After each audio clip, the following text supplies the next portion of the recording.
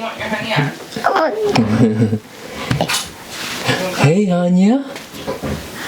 Hi, sweetie. Coffee? There's been a lot of changes in my home and the studio. What I've done recently, I really like. Let me go to the other side. I really like what's been done to the studio. However, after putting up the wall, the reclaimed wood wall, or the wall of reclaimed wood, it looks beautiful. Except it's not really an efficient use of space. So let me kind of show you guys what I'm talking about.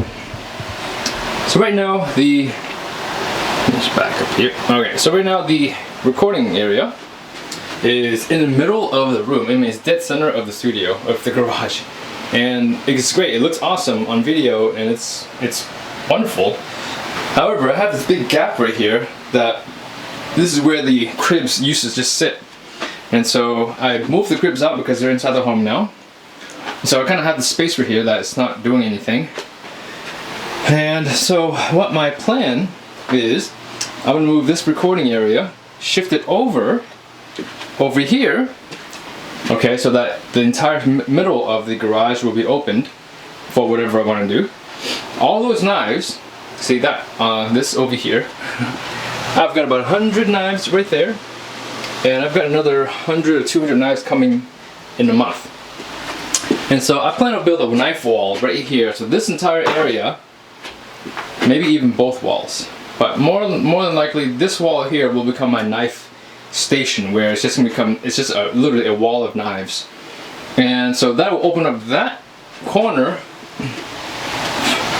This corner will open up so that I can put my editing station there. So my computer table is gonna go there instead of here.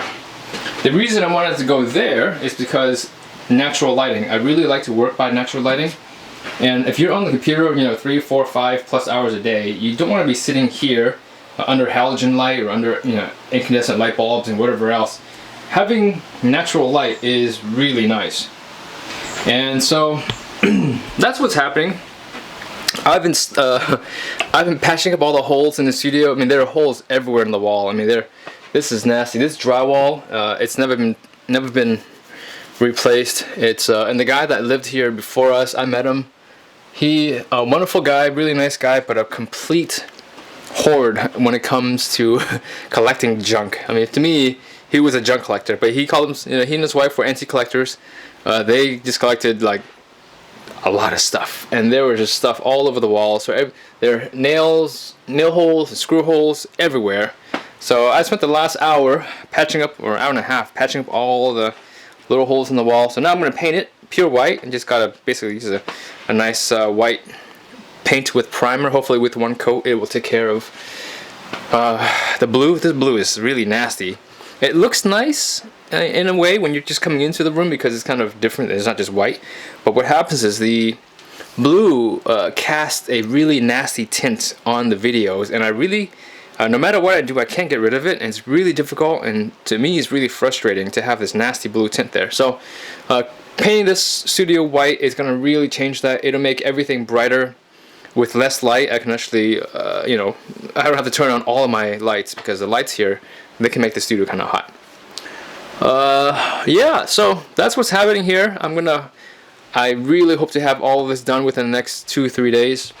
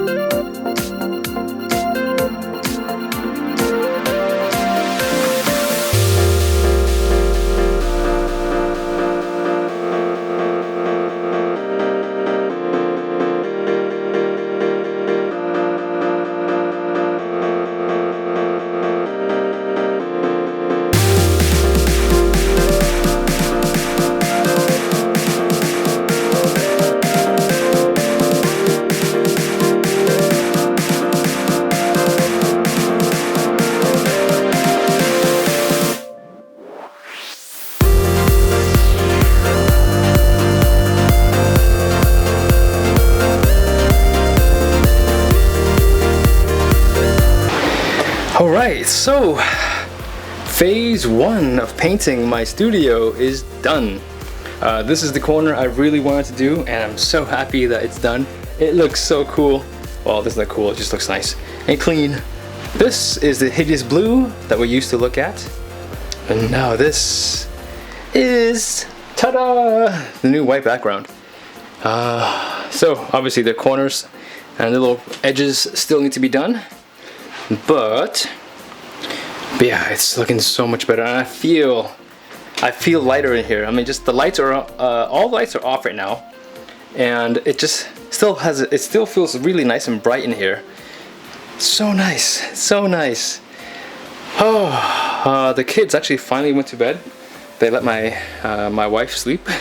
Or not sleep. They went to bed and let my wife get a few moments to make some phone calls. I had to go in for a little while. Yeah. All right, shower time. See all those boxes right over there? Boxes and boxes. They're all full of jeans. Yeah, there's about 200 pairs of jeans. Or maybe even a little bit more than that. All waiting to get donated. So I'm gonna bring the jeans or call up a local charity and have them come pick it up soon. And you know, the main reason for me to do that is I need to just make space. I need to really let that completely go and move forward with what I have and with, you know, what I'm working on. It was a nice day. Today was a, you know, it's one of those days where I got a lot of stuff done at home and in the studio, which was, anytime I can get work in the studio, it's great. And hey Rox, you guys met my dog yet?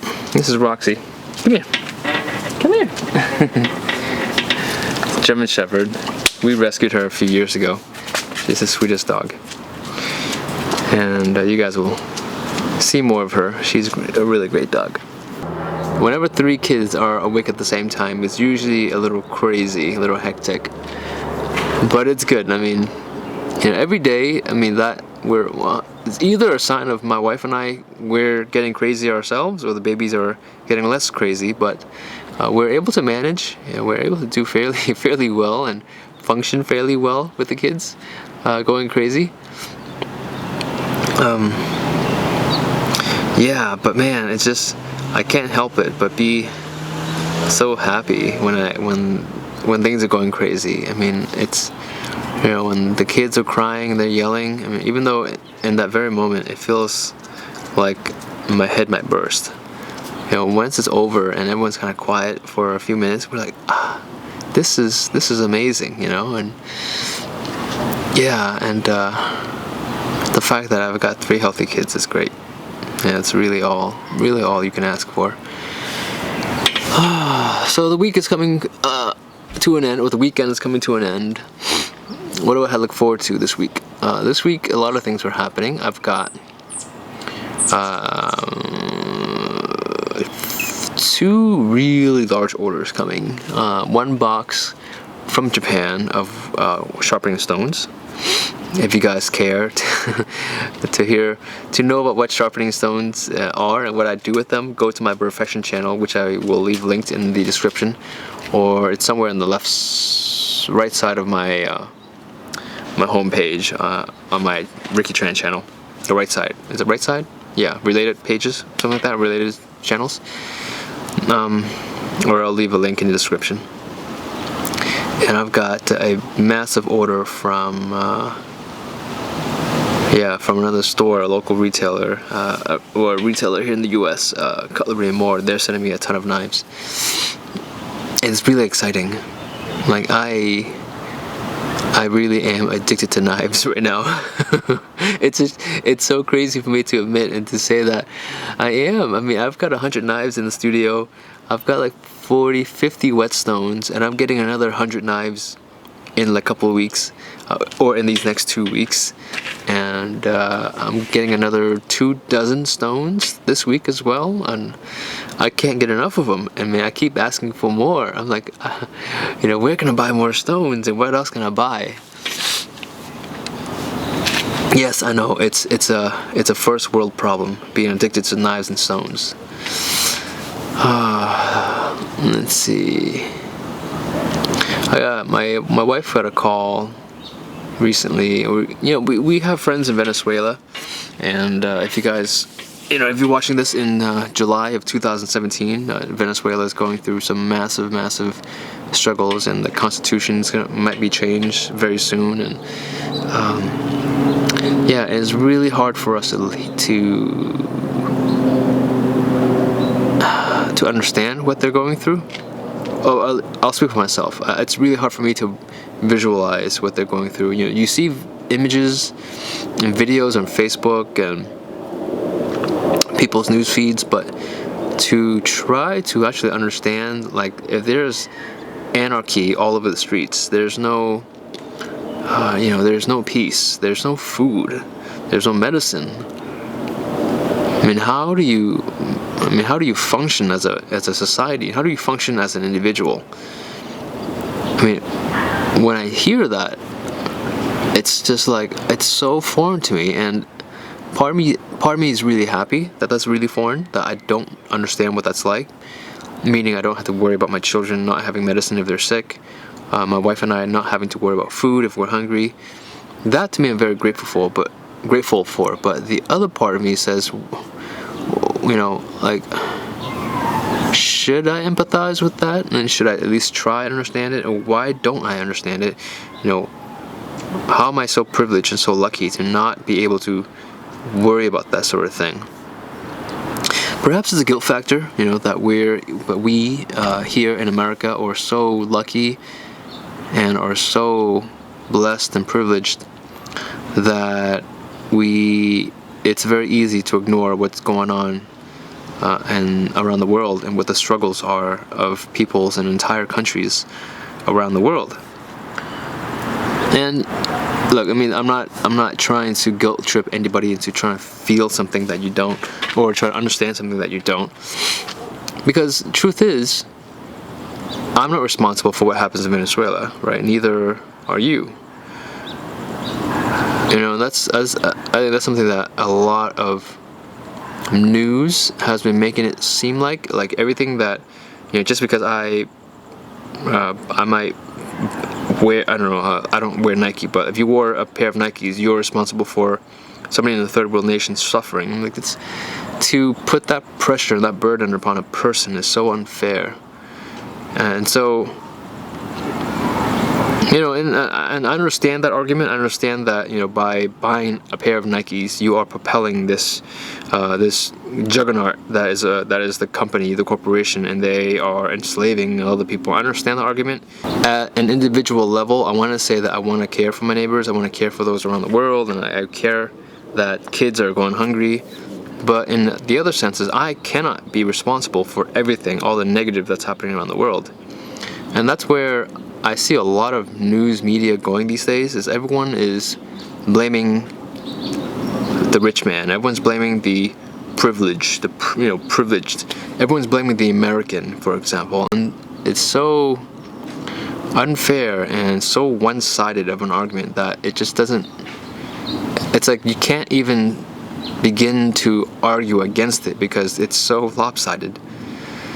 Anyway, a lot of things going on around the world, and I'm just one man doing my job to care for my family at this point.